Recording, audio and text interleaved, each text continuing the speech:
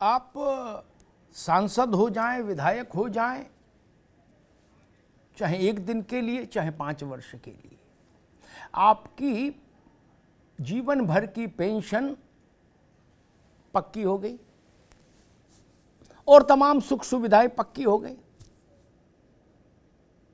लेकिन अगर आप बीएसएफ में, सीआईएसएफ में, इस तरह के किसी पैरामिलिट्री फोर्स में जवान हैं, अधिकारी हैं, देश के लिए जूझ रहे हैं अशांत इलाकों में,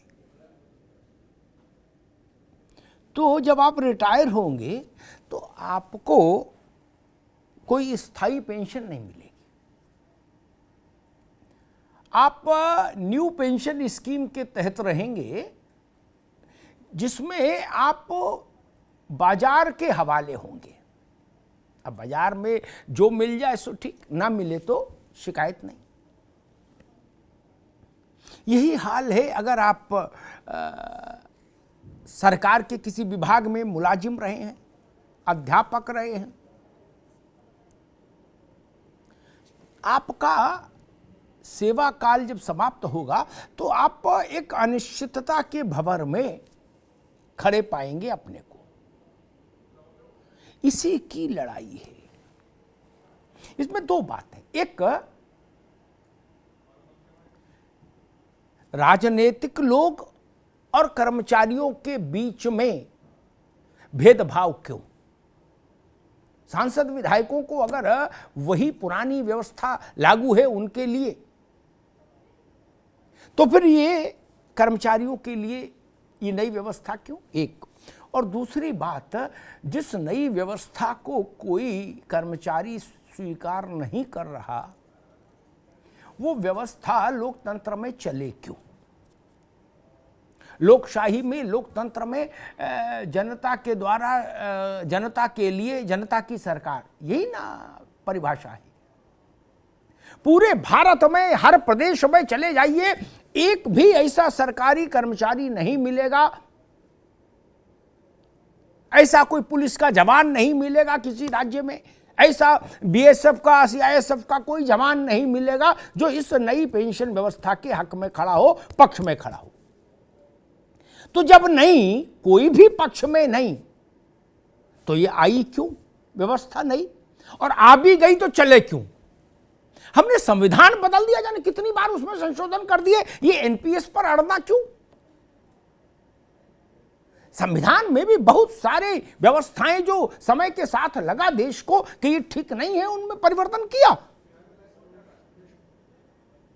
तो फिर एनपीएस क्या है, इसमें परिवर्तन क्यों नहीं हो सकता? ये बड़ा सवाल है। अब जो मुद्दा देश भर में लाखों लाख कर्मचारियों के जहन में सबसे प्रमुख मुद्दे के रूप में स्थापित हो और जिसके लिए संघर्ष चल रहे हों, कश्मीर से कन्याकुमारी, असम से गुजरात तक, तो स्वाभाविक है उस पर राजनीति भी होगी। और उस संघर्ष और राजनीति का सामूहिक प्रतिफल ये रहा कि राजस्थान और छत्तीसगढ़, इन 2 कांग्रेस शासित राज्यों ने पुरानी पेंशन व्यवस्था को बहाल करने का ऐलान कर दिया।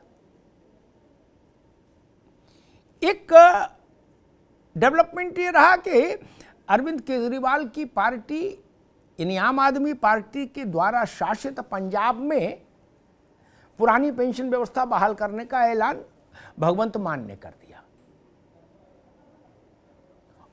और आज कांग्रेस में राहुल गांधी और प्रियंका गांधी दोनों ने अलग अलग इस बात को उठाया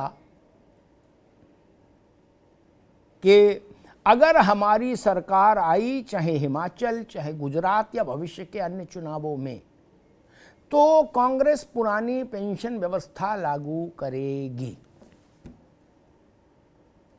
अब इससे ये लड़ाई का जो फलक है, जो कैनवास है, वो बड़ा हो जाता है कांग्रेस के इस बयान से। तो क्या ये लड़ाई भाजपा वर्सेज विपक्षी दल है? मैं कहता हूं ऐसा मानना भी ठीक नहीं। राजनीति है, लेकिन ऐसा मानना ठीक नहीं। देश के कर्मचारियों के साथ देश के सब दलों को क्यों नहीं खड़ा होना चाहिए? इसमें भी दलीय विभाजन क्यों? भाजपा, कांग्रेस समेत सभी क्षेत्रीय दलों को इस मुद्दे पर एक राय क्यों नहीं होना चाहिए? और अगर भारतीय जनता पार्टी, चूंकि इतिहास में ये दर्ज है कि ये पुरानी पेंशन व्यवस्था की विदाई अटल जी की सरकार के समय हुई थी, इसलिए आज भी जब पेंशन का मसला आता है तो अटल बिहारी वाजपेयी की सरकार का उल्लेख होता है और कड़वे संदर्भों में होता है कर्मचारियों के लिए। तब क्या ऐसा संभव नहीं कि सभी दल एक साथ बैठे, पेंशन के मसले पर एक सर्वदलीय राय कायम हो और जो इस देश के जवान और सरकारी कर्मचारी चाहते हैं वह उन्हें दिया जाए? क्या ऐसा संभव है? आज मैं इस बात की पड़ताल करने की कोशिश करूंगा और अगर संभव नहीं है तो फिर क्यों संभव नहीं है? तब फिर क्या ये 24 के चुनाव की पेशबंदी हो रही है लोकसभा के? स्वाभाविक है, एक जिस ढंग की स्थितियां राजनीति में दिख रही हैं उससे मुझे लगता है कि पुरानी पेंशन के मसले पर भाजपा वर्सेज ऑल की स्थिति न बन जाए कहीं 2024 में। सरकारी कर्मचारियों की संख्या को केवल संख्या की दृष्टि से नहीं देखते हैं पुराने राजनेता जो जमीन की समझ रखते हैं और खासतौर पर चुनावी प्रबंधन को जानते हैं। सरकारी कर्मचारी ही चुनाव संचालित कराते हैं, वो इस सत्य को जानते हैं।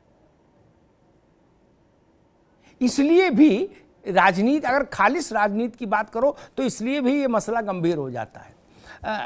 मैं रणवीर सिंह जी के पास चलूँगा, वो एक बहुत पुण्य कार्य कर रहे हैं। पैरामिलिट्री फोर्सेस के जो तमाम विंग हैं हमारे, CISF है, BSF है और तमाम उन सब के जो रिटायर्ड लोग हैं, अधिकारी जवान, सबके संघर्ष का एक अनवरत अभियान चला रहे हैं रणवीर जी।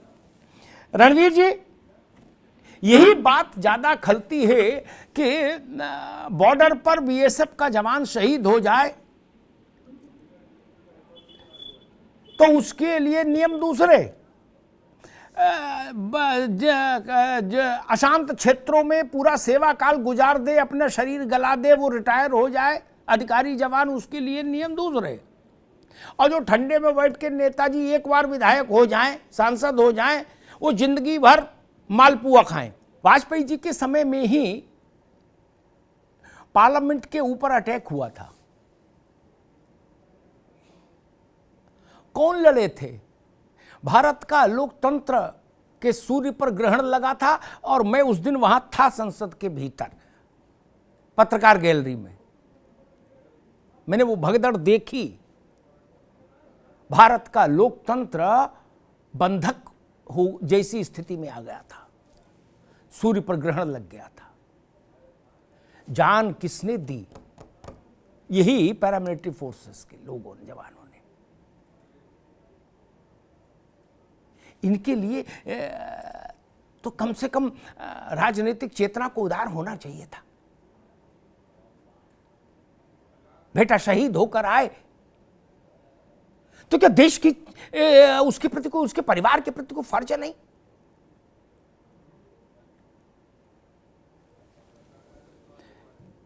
सैयद मोहम्मद तकी, आपके पास आता हूं। पंजाब में जब चुनाव हो रहा था तब आपने कहा था कि यहां सरकार बनेगी तो लागू करेंगे। आप ये इतने महीने इसलिए क्यों टाल दिए? एक प्रश्न ये। गुजरात में का प्रश्न अभी बहुत ज्यादा महत्वपूर्ण इसलिए नहीं कि वहां जीतेंगे, सरकार बनेगी तब करेंगे, तो वो एक भविष्यगामी चीज है। लेकिन पंजाब में आपसे उम्मीद ये की जा रही थी, लोग जो इस संघर्ष में थे वो लोग मानकर चल रहे थे कि शपथ के दूसरे, तीसरे, चौथे दिन ऐसा हो जाएगा। लेकिन आपको शायद गुजरात का इंतजार था कि गुजरात के साथ ही करेंगे, यहां की भी घोषणा क्या। उत्तर प्रदेश में जब चुनाव होने को था तो प्रियंका जी वहां कैंप कर रही थी, तो अध्यापकों का एक प्रतिनिधि मंडल प्रियंका जी से मिला, ओंकार भाई, और उन्होंने, प्रियंका जी ने कहा भाई हमारा सपोर्ट करिए, तो उन्होंने कहा कि आप ये अनाउंस कर दीजिए कि हम पुरानी पेंशन बहाल करेंगे। उन अध्यापकों के प्रतिनिधिमंडल ने मुझे बताया था कि प्रियंका जी ने कहा कि भाई ये मसला बहुत टिपिकल है, इसमें बहुत चीजें देखनी होंगी, ऑफ हैंड ये तो मुश्किल होगा आप कहना। अभी अखिलेश यादव ने घोषणा की, क्या कांग्रेस को उसके बाद ये लगा कि नहीं ये गलती थी, वहां हमको घोषणा कर देनी चाहिए थी, इस मुद्दे में जान है, ये मुद्दा आगे जाएगा, तो उसने उस कोर्स करेक्शन किया अपने उसमें चिंतन में, और फिर राजस्थान और छत्तीसगढ़ और झारखंड में लागू किया, ओंकार जी। और आज राहुल जी और प्रियंका जी का जो वक्तव्य आया है कि अगर हम भविष्य में जहां भी जीतेंगे वहां इसको लागू करेंगे। क्या कांग्रेस को अभी इस बात को समझ में आया कि भाई ये मुद्दा लाखों लाख लोगों से जुड़ा है, उनके परिवारों से जुड़ा है, उनके सम्मान से जुड़ा है, इसलिए इस मुद्दे के साथ खड़ा होना चाहिए? क्या भारतीय जनता पार्टी को ऐसा लगता है कि अब ये समय आ गया, देश में सारी बातों को अगर एक तरफ छोड़ भी दूं तो भी लोकतांत्रिक मिजाज की कसौटी ये कहती है कि जो चीज जिनके लिए है उनमें से किसी को पसंद नहीं, वो चीज वापस ले लेनी चाहिए तत्काल प्रभाव से। कृषि कानून उसका एक उदाहरण थे। ये नई पेंशन व्यवस्था वाजपेयी जी के लिए तो थी नहीं, ना यशवंत सिन्हा के लिए थी। यशवंत सिन्हा तो तब नौकरी छोड़े आईएएस वाली ओपी सिंह जी, जब उनकी पेंशन बंध गई क्या, और उसके बाद सांसद वाली पेंशन, उनकी सेहत में कोई फर्क थोड़ी नहीं पड़ा, वो जो कर गए जो करना था। लेकिन मसला ये, जो एक भी आदमी पूरे देश में सरकारी कर्मचारी ऐसा नहीं, कोई पुलिस का जवान ऐसा नहीं, कोई सीआई पैरामिलिट्री फोर्स का जवान नहीं, कोई टीचर नहीं, कोई बाबू नहीं, कोई कंपाउंडर नहीं, जो कहे कि हमको एनपीएस चाहिए। तो जब कोई नहीं इसके पक्ष में तो ये रहे क्यों? मैं तो कह रहा सारी बहस छोड़ भी दें। लोकतंत्र में जब सब इस व्यवस्था के खिलाफ, मैं तो एक बुनियादी बात पकड़ता हूं, इसमें मेरे हृदय में दो चीजें हैं।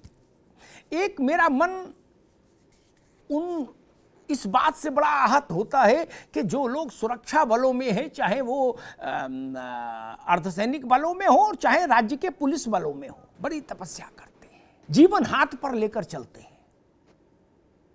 नेताओं की सुरक्षा में धूल फांकते हैं, 8-8 घंटे खड़े हैं बाहर, नेताजी अंदर हैं, मीटिंग कर रहे हैं। उनके साथ ऐसा व्यवहार मत करिए। अरे हमारा कुछ फर्ज बनता है कि नहीं देश का? और जब हिंदुस्तान गरीब था तो हम पेंशन देते थे, और जब हमने सुना कि हिंदुस्तान अमीर हो गया तो हमने पेंशन बंद कर दी।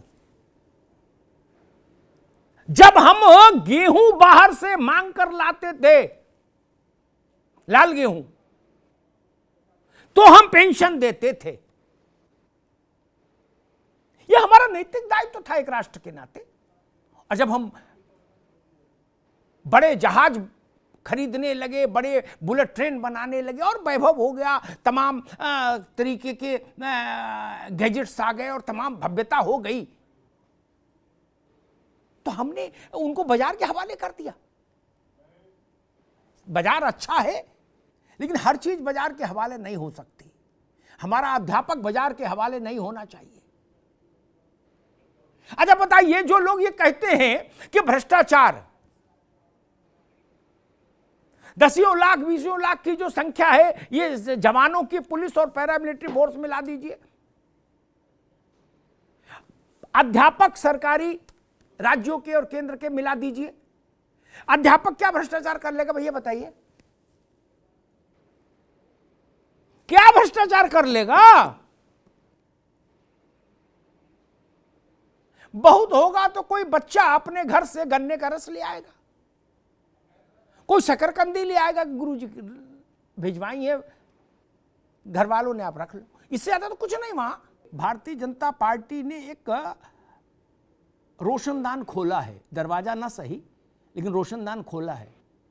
कैसे देख रहे हैं आप इस बात को? बड़ी बात है, छोटी बात नहीं। मैं इस बात को लेकर बार बार चिंतित होता हूं कि जो नौजवान अत्याधुनिक हथियार लेके हमारी सुरक्षा के लिए सीमावर्ती इलाकों में तैनात है, उसके मन के एक बड़े हिस्से में अगर ये चलेगा कि कल मैं रिटायर हो जाऊंगा तो मैं क्या खाऊंगा, बच्चे क्या कैसे करेंगे, और अम्मा का ऑपरेशन कैसे होगा, और पिताजी का चश्मा कैसे बनेगा, तो वो जिस काम के लिए है वो वहां किसी कागज पे मोहर लगाने के काम में तो है नहीं कि भाई ठीक है लगाते रहेंगे मोहर, मन में कुछ चलता रहेगा। वहां तो जीवन और मृत्यु के बीच का संघर्ष है। तो रिटायर होने के बाद आप इतना बड़ा संगठन चला रहे हो, देश भर के लोग आपसे जुड़े हैं, क्या मनोविज्ञान रहता है जवान का? जो ड्रेस और झंडा दिवस जैसे जो मसले हैं, मैं भारतीय जनता पार्टी के नेतृत्व से और सरकार के नेतृत्व से अनुरोध करूंगा कि उनमें बहुत समय नहीं लगना चाहिए, उनका तत्काल समाधान होना चाहिए। देश के ये जवान, ये बहादुर लोग जो हमारी हिफाजत में लगे हैं, उनको इस तरह की बात उठानी पड़े, ये हमारे लिए डूब मरने की बात है। ये हमारे लिए डूब मरने की बात है भाई। ये नौबत क्यों आए? इनके मुंह से तो कोई बात निकले नहीं, उससे पहले देश को पूरा करना चाहिए। और अब भारत गरीब नहीं है, अगर कोई फाइनेंशियल मसला भी है, जब 70 का दशक देख लिया देश ने, तो अब क्या समस्या है? मैं रोज आंकड़ा देखता हूं, जीएसटी इतने लाख करोड़ आ गई, फिर अगले दिन आता उससे और आगे आई। अब वैसे गरीबी तो नहीं है देश में। तकी साहब, दिल्ली की क्या स्थिति है? पुरानी पेंशन पे जो जवान शहीद होते हैं, उनके परिवार के देखरेख और बाकी चीजों की क्या व्यवस्था है? क्या ये एक सामान्य शिकायत रहती है? एक मिनट विजय बंधु, अभी रुक जाइए। जो लोग ऐसी कुर्बानियां देश के लिए देते हैं, हम फौरी तौर पर तो उनके प्रशस्ति में बहुत कुछ कहते हैं, सिर भी झुकाते हैं, लेकिन कालांतर में मैंने भी ऐसा देखा, उनके परिवारों को ये पीड़ा रहती है कि फिर हमारे आंसू पोंछने समाज और राष्ट्र और सत्ता नहीं खड़ी रही। ये एक सामान्य, मैं देख रहा हूं कि मतलब ये एक मेरे अब तक के पत्रकारी जीवन में ऐसा अनुभव बार बार आया है। एक सुझाव के साथ बाकी वो उत्तर देंगे बाकी साथियों के वो प्रश्नों का। क्या ऐसा नहीं हो सकता कि राज्यों में और केंद्र के स्तर पर, दोनों के स्तर पर एक ऐसी हाई पावर्ड कमेटी बने, अधिकार संपन्न, जो सिर्फ यही मामले देखे? जिन लोगों ने शहादत दी है, चाहे वो पुलिस का जवान हो, चाहे बीएसएफ का हो, सीआईएसएफ का हो, आईटीबीपी का हो, सेना में तो है व्यवस्थाएं, लेकिन इनका भी एक ऐसी व्यवस्था होनी चाहिए। शहादत शहादत है मित्र, उसमें छोटा बड़ा नहीं हो सकता। ओपी सिंह जी, ताकि उनके परिवार को फिर कहीं दौड़ना नहीं पड़े, कलेक्टर के दफ्तर के बाहर खड़ा नहीं होना पड़े फाइल लेके, कलेक्टर उनके घर जाता रहे, मिलता रहे। एक बात तो शायद विजय बंधु कह रहे थे, और शायद 2 साल पहले जब कोरोना की पहली लहर आई थी और उसने देश को प्रकंपित किया था, तब ऐसे ही एक मंच पर मैंने कहा था कि ये देश के लिए अवसर है जब नेता, अभिनेता, व्यापारी सब छुप गए बिलों में, कोई मारे डर के निकला नहीं, तब सरकारी अस्पताल में डॉक्टर और कंपाउंडर से लेके और सफाई वाला तक मौजूद रहा। प्राइवेट डॉक्टर बंद करके भाग गए, वो नहीं मिले, ढूंढे, टेलीफोन बंद कर दिया। तब वो सरकारी कर्मचारी था जो कोरोना वार्ड में भी सफाई कर रहा था, अपना जीवन हाथ पर लेकर। राजस्व के कर्मचारी थे जो राशन बंटवा रहे थे, खाना बंटवा रहे थे, जब कोई बड़ा आदमी निकलने को तैयार नहीं था। जिसकी जेब में 4 पैसा था वो निकला ही नहीं। क्या एक कृतज्ञ राष्ट्र के लिए ये जरूरी नहीं था कि हम उनसे कहते कि भाई भूल चूक लेनी देनी इस विवाद में नहीं पड़ते, किसने बंद की किसने चालू नहीं की। लेकिन अब हम समझ गए कि क्या ऐसा नहीं होना चाहिए था। ये तरीका सोचिए, सेना का शौर्य सूर्य की तरह है, सब जानते हैं। लेकिन जब पाकिस्तान से, चीन से, इधर उधर से हमारी लड़ाई होगी तब ना सेना का रोल खड़ा होगा, ठीक बात है। या कभी कोई बहुत बड़ी प्राकृतिक आपदा आ जाए तो। लेकिन देश चलाने वालों को सुरक्षित कौन रखता है? देश को सुरक्षित कौन रखता है? बाबू साहब लोगों की हिफाजत कौन करता है? उन्हें कोई पकड़ ना ले जाए, मारपीट ना कर दे उनसे। उनके बाली बच्चों का झोला कौन उठाता है? वो बलिया का सिपाही भी हो सकता है और आईटीबीपी की जवान भी हो सकता है। नेता तो इतने तुनुक मिजाज है, एक नेता हमसे बोले हमको वह फलाने रंग वाले भेज दिए, हमको वैसे काले वाले मिलने चाहिए थे सिक्योरिटी में। बताइए, ये भी तो नहीं पता कि आपकी जान कितनी कीमती है कि नहीं है, लेकिन फिर भी 10-10, 20-20, 50-50 सिक्योरिटी वाले लगे हैं। तो उनके लिए हमारे अंदर कृतज्ञता नहीं होनी चाहिए। और एक बात कहूं, शुरुआती दौर को याद करिए, जिनके मन में करुणा नहीं वो कोई काम अच्छा नहीं कर सकते। जान लीजिए, करुणा पहली शर्त है। ये बात सबको पता थी कि बस अड्डे और रेलवे स्टेशन से कोरोना नहीं आया ओपी सिंह जी, ये जहाज से आया था, एयरपोर्ट से। एयरपोर्ट खाली थे, बंदर तक नहीं घूम रहे थे वहां, ऐसी स्थिति। लेकिन सीआईएसएफ तो थी, ताला लगा के तो नहीं भाग गए ना। उनको डर नहीं था कि कार्गो का ऑपरेशन तो चल रहा है ना, हमको भी मार सकता है कोरोना। लेकिन वो खड़े थे। क्या हमारी कृतज्ञता का भाव नहीं बनता उनके लिए? और इस विवाद में हमको नहीं पड़ना कि 20 में से 19 चीजें पूरी हो गई, कोई कह रहा 20 हो गई, कोई कह रहा 18 हो गई, इस भी बात नहीं। मैं तो कहता हूं हम उन ऐसे लोगों के लिए सर्वोच्च प्राथमिकता वाली परिस्थितियां क्यों नहीं निर्मित करें? जिस मां का बेटा शहीद हो जाए, उस मां का आंसू गिरे तो सत्ता की हथेली वहां होनी चाहिए। क्या नहीं कर सकते हम? बाकी सब चीजों में प्रक्रियाएं चलें, लेकिन इनके लिए तो कुछ रखिए। और दृश्य याद करिए, बाबा विश्वनाथ का कपाट बंद हो गया, वैष्णो देवी का कपाट बंद हो गया, गरीब नवाज का कपाट बंद हो गया, जामा मस्जिद बंद हो गई, स्वर्ण मंदिर बंद हो गया था, सब कुछ बंद हो गया था। लेकिन जो नगर पालिका में सफाई कर्मचारी था, वो झाड़ू लेके देश को बुहार रहा था। बुहार रहा था कि नहीं बुहार रहा था, बताइए? जब पुजारी भी डर गए, संत भी डर गए, महंत भी डर गए, काजी भी डर गए, पादरी भी डर गए, ग्रंथी भी डर गए, खौफ का ऐसा तांडव। तो कपड़े का सादा मुंह पे लगाए एक मास्क हल्का सा, महिला, छोटी बात है क्या? छोटी बात है, कोई दूसरा कर सकता था। और मैं यहां, माफ करिए, मैं यहां आईएएस लोगों की पैरवी में नहीं आया, आईपीएस लोगों की,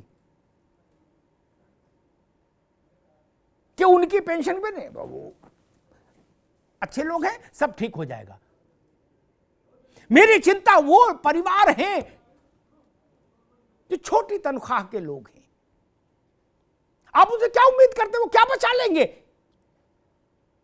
कितने लोग हैं जो शेयर बाजार और ये दंड फंद जानते हैं? लंद फंद भारत में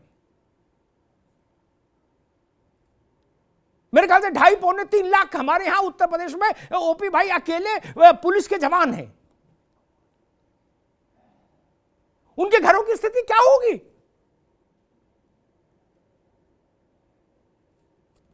और कुछ लोग ऐसा भी कहते हैं, जब सरकारी कर्मचारियों की या इस ढंग की चीज सुरक्षा बलों की बात करो तो वो लोग एक भाव बनाने की कोशिश करते हैं, अरे ये लोग तो खूब कमा लेते हैं। ये तर्क ठीक नहीं, ये भौरी बात है, ये अभद्र बात है। जो दंड फंद कर लेते हैं उनको शासन पकड़े, लेकिन उसकी आड़ में सबको खारिज कैसे कर किया जा सकता है? मैं भी उसी स्कूल में पढ़ा जिसमें सरकारी टीचर पढ़ाते थे, मैं आज तक उनके प्रति कृतज्ञ हूं। कैसे खारिज कर देंगे सबको? मैं आज तक उस डाकिये के लिए कृतज्ञ हूं, ओंकार जी, जो आंधी पानी तूफान में साइकिल लेके चलता था, चिट्ठी बांटता था, मनी ऑर्डर देता था। ये देश क्या केवल हम लोगों ने बना दिया, पत्रकारों नेताओं ने? नहीं, उन सबकी कुर्बानी शामिल है इसमें। उस कुर्बानी का सम्मान होना चाहिए। ये विवाद का विषय नहीं बनना चाहिए था पुरानी पेंशन। मैं ये भी नहीं कह रहा कि भाई ठीक है, ओंकार जी ने आज अच्छी बात कही कि सारे शासकों से गलतियां होती हैं, ये थंब रूल है, मान लीजिए। इतिहास में कोई शासक ऐसा नहीं जिसका जीवन काल गलती विहीन हो। भारत को मानना चाहिए कि पुरानी पेंशन समाप्ति का जो फैसला था ये गलत था, और इसको गलत मानने से अटल बिहारी वाजपेयी छोटे नहीं हो जाएंगे। आपने एक धारणा बनाई, नहीं चली, बात खत्म। और आखिरी में एक लाइन कह के खत्म करूंगा, लोकतंत्र का मतलब क्या, शासन का। लोगों को अगर चीज नहीं पसंद, हमको मुख्यमंत्री और प्रधानमंत्री नहीं पसंद आते हैं तो हम उनको बदल देते हैं कि नहीं ओंकार जी, ओपी सिंह जी, बदल देते हैं ना। हम सरकारें ही पलट देते हैं, एक्स की जगह वाई कर देते हैं ना। इंदिरा जी पसंद थी तो पसंद थी, नहीं आई जिस दिन पसंद उस दिन मुरार जी को बैठाल दिया। तो ये ओपीएस एनपीएस का लपड़ा क्या ज्यादा बड़ी चीज है क्या? जनता की इच्छा से ऊपर कुछ नहीं होना चाहिए। और मैंने कृषि कानून, जो सारे मेरे मित्र हैं उस समय भी मेरे साथ बैठते थे जब ये कृषि कानून का आंदोलन चल रहा था, तब भी मैंने वही निवेदन किया था। आप कहते हैं कानून अच्छे हैं, ठीक है भाई साहब, लेकिन जिनके लिए है अगर उनको पसंद नहीं तो हटाओ। और अंत में वही हुआ। ये लोकतंत्र का मूल सत्व है। ये नहीं होगा तो लोकतंत्र की बेल सूख जाएगी। अड़ना किस बात का? अगर जनता को समझ नहीं आ रहा जिसके लिए है, सम्मान पूर्वक वापस ले लीजिए, सिर झुकाकर पुरानी व्यवस्था देश को वापस करिए। और नहीं तो बताइए कि 60% हमारे साथ खड़े हैं जो कह रहे नई व्यवस्था में ही अच्छे हैं। एक आदमी नहीं मिला, इसलिए मत अड़िए, इसको वापस होना चाहिए। ओपी सिंह जी ने एक खिड़की खोली है, मैं उसका स्वागत करता हूं। और 24 छोड़िए, 24 दूर है, सुबह से शीघ्रम, कल संभव हो कल घोषणा करिए। नवरात्र पितृपक्ष में नहीं कर सकते, नवरात्र में करिए। दिवाली मनाए लाखों लाख कर्मचारी और उनके परिवार। सारे लोग प्रमुख सचिव, अवर सचिव, विशेष सचिव, डायरेक्टर होकर थोड़े रिटायर होते भैया, नहीं, छोटे लोग। और इस बात से मैं सहमत हूं जो बात मोहम्मद तकी कह रहे थे। आज का जो सामाजिक परिवेश है ओपी सिंह जी, हम आप दोनों जानते हैं, पहले जैसा नहीं है। क्या कि जहां बुजुर्ग होने के नाते आपकी का सम्मान है, अब वो धारणा नहीं है समाज में। और आपके पास पैसा भी नहीं है, तब तो समझ लो आपका सम्मान ब्रह्मा भी नहीं बचा सकते।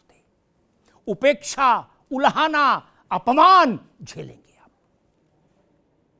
ये हमारी जिम्मेदारी है देश की, कि जिन्होंने देश के लिए सेवा की है इतने वर्षों तक, हम उनको जीवन के चौथे पन में, चौथे चरण में सम्मान पूर्वक जीवन जीने की सुविधा उपलब्ध कराएं। धन्यवाद।